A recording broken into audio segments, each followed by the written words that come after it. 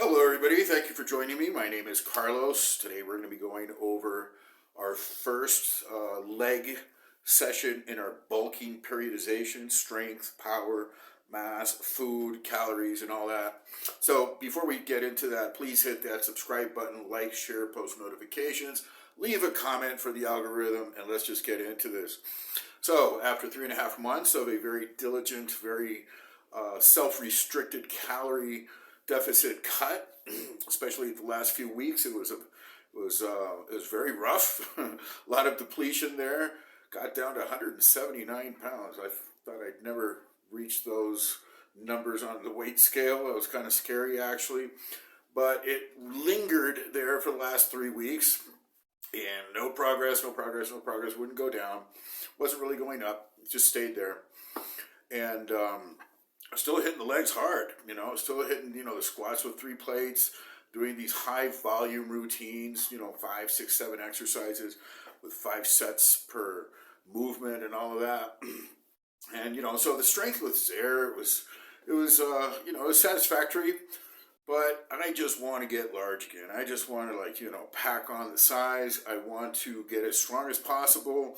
And so I'm doing this rebound. As soon as I got off the cut, started eating more calories, clean food, no junk, like no cookies, cakes, and all this stuff you see people, what they do after these bodybuilding shows. It's like, I don't understand it, personally, but, to each their own. I just started scarfing up like just more rice, basically more rice, more oatmeals, larger portions of everything, but just the clean food, just the clean food. And I zoomed up like, 3-4 pounds every single day. Today I am at 195 pounds fasted, but as soon as I get a few meals in, I'm like at 203, 204 pounds. So from 179, it's just zooming up. So I'm really happy about that. The strength is coming back. And but my legs were really lagging. Everything was maintained during the cut, the back, the shoulders, abs, everything was fine. But the legs completely subpar. And this is a bit strange for me, as this is one of my strongest, or my strongest lifts are all leg related, like, the squat, the leg press, hack squats and all these things, but wasn't putting on the mass on the legs. So now we are going to be doing it a bit different this time on this bulk, and I'm starting to feel it, like the inside of my thighs are rubbing together. I haven't felt that in a long time. When I eat like a big meal, I can feel my pants tighten up around the hip and the inner thigh. So those are good signs. The secret to this, in my opinion, is training frequency. So, as you guys might be familiar, I'm a fanatic about bodybuilding. I spend hours listening to podcasts. I listen to Fuad, Giles, Thomas. Who else do I listen to? This Palumbo guy. All these guys. I listen to them all. And so I tried to glean what the truth is about this, what would be the best way for me to go about it. And it seems like the guys who have had lagging body parts, especially the legs, and have brought them up dramatically from one year to the next, do it through training frequency. They just have to hit the legs more frequently. I was following this one guy, Mark Henry, gained 25 pounds of stage muscle. You guys who are familiar with bodybuilding know that that's highly unheard of. I mean, you can gain like 6-7 pounds. Top pros, if they gain 3 or 4 a year, that's a lot. To gain 25 pounds is a significant achievement. It's actually probably very unheard of, and he did it mostly in his lower body, in his legs. How did he do it? Fuad interviewed his coach, Calum Raznick. He said he had him training legs 3 times a week. Mondays, Wednesdays, and Fridays, and took the squats away, which is really interesting. He said, look, not everybody can build the legs with the squats. The squat is a power move. It can be highly effective for some body types. For others, it just won't work. Their structure does not permit proper quad engagement, or any other engagement for that matter. It's just it's not a move for every person. So I'm dropping the squats, and I'm incorporating heavy leg presses, hack squats, and the Smith also. The Smith, those 3, and machines. These coupled with Romanian deadlifts and traditional deadlifts, lunges, These lunges are extremely effective, especially the Bulgarian split lunges. These type of isolateral leg movements are very effective.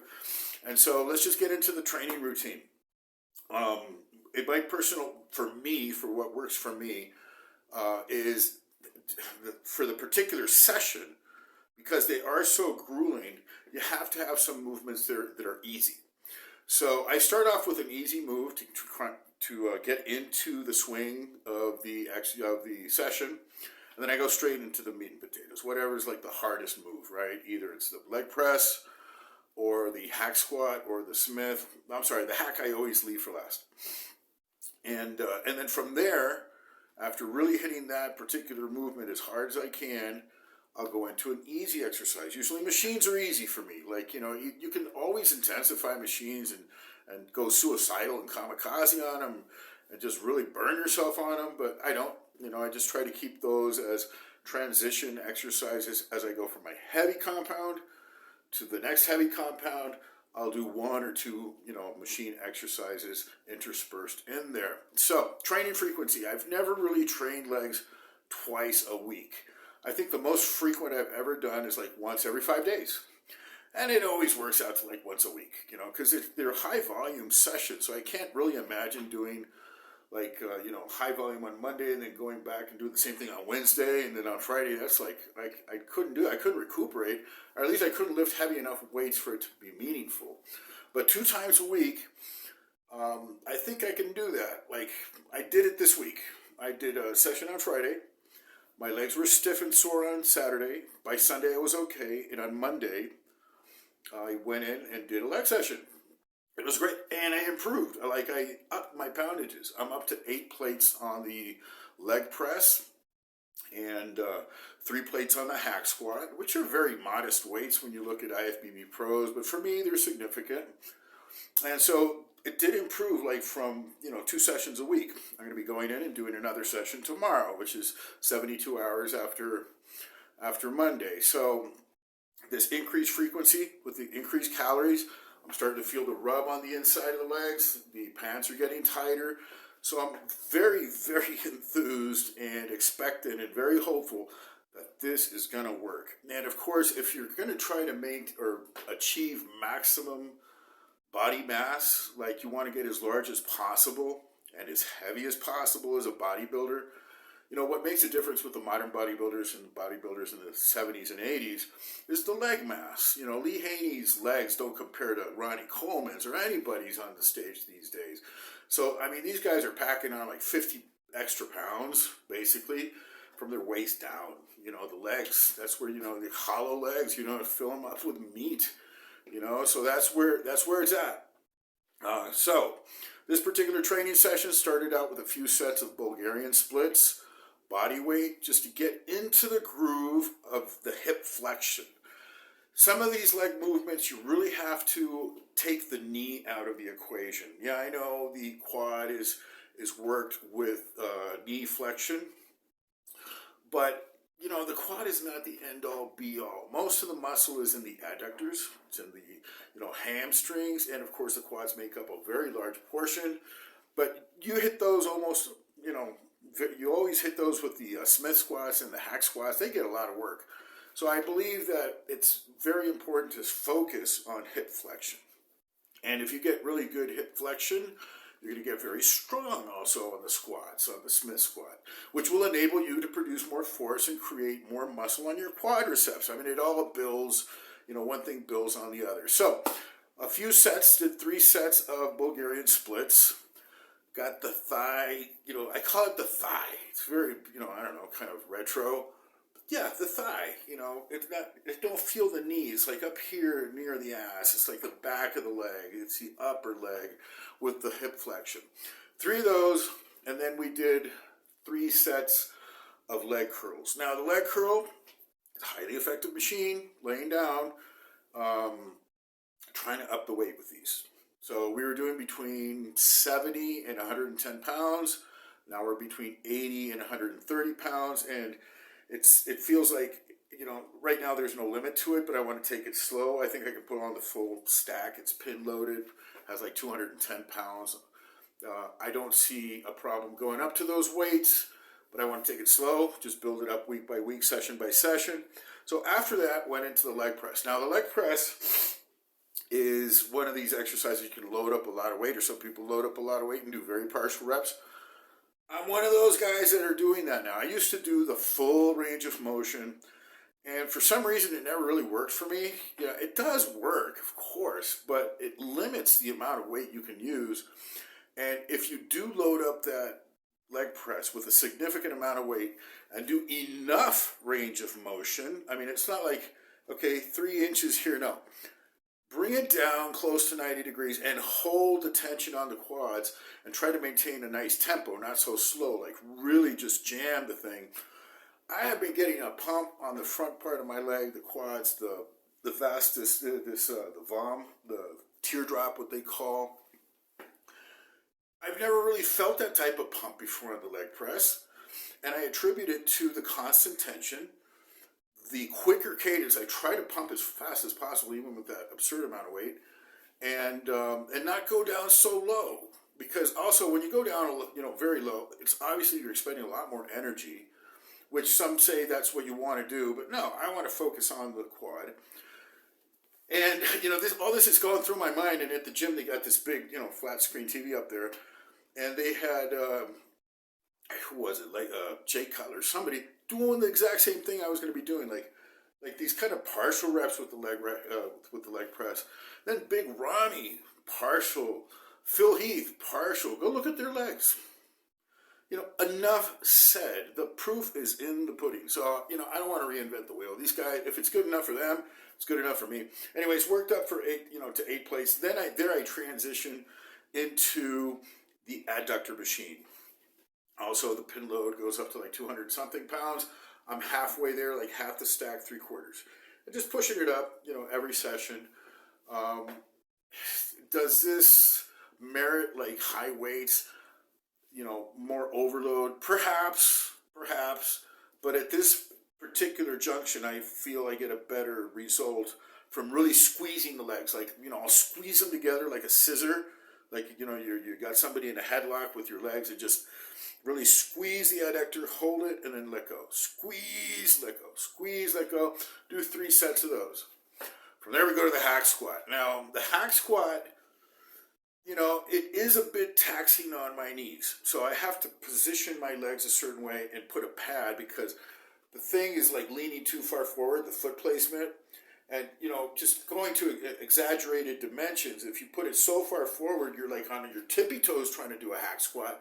No way. No, that's ridiculous.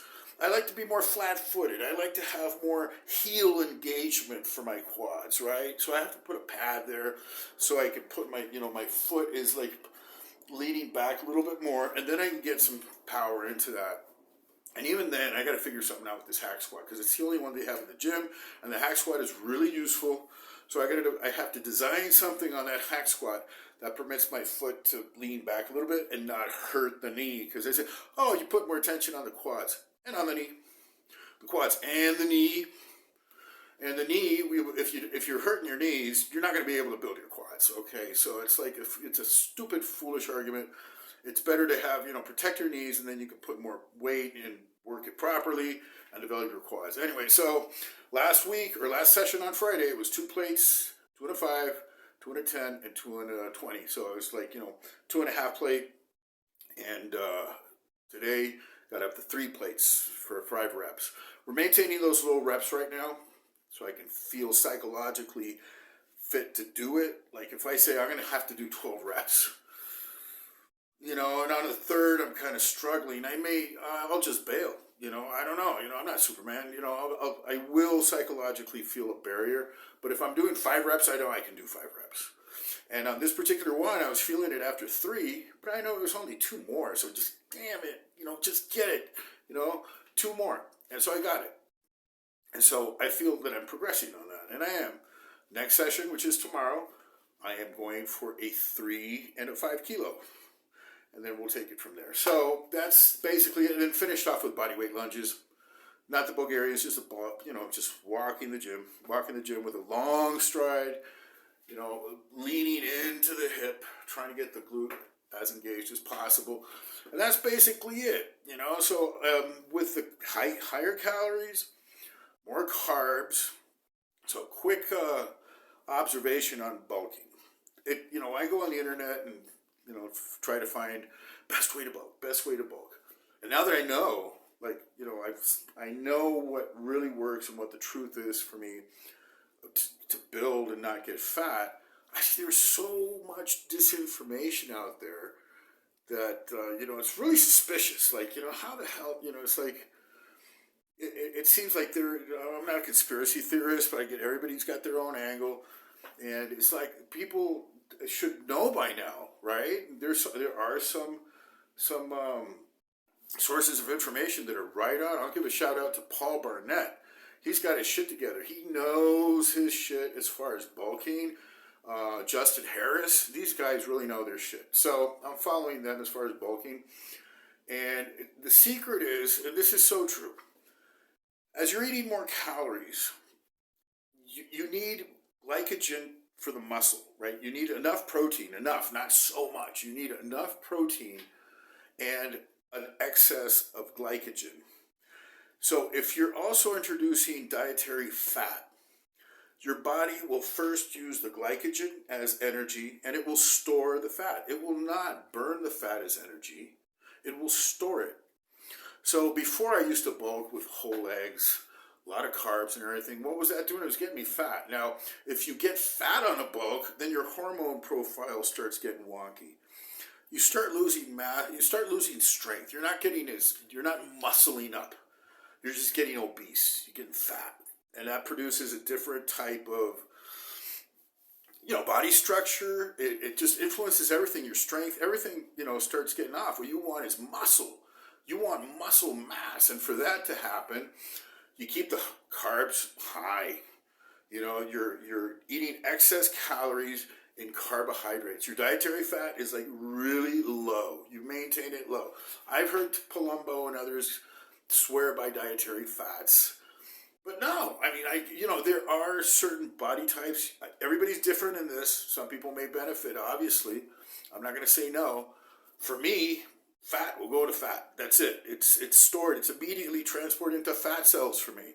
And so, no, I got to be very careful with that. Just carbs, protein, and dietary fat is like el minimo, right? Just like the bare minimum.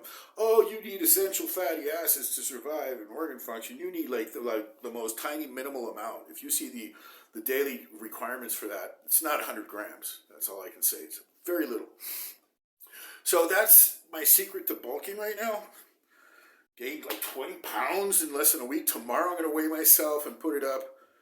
And it'll be close to 20 pounds morning fasted in 7 days. And so, I'm looking tighter, leaner. It's still not spilling out. I can still feel like the fat around my middle is the same. And so I must have been severely depleted of glycogen and water. And it was just empty. It was just empty. And this creates the perfect situation for what they call the anabolic rebound. So when you start introducing your food again and your clean carbs, your clean food, it just goes, you just start blowing up the muscle. It just this is what happens. And it's not the middle, I'm getting the belly again.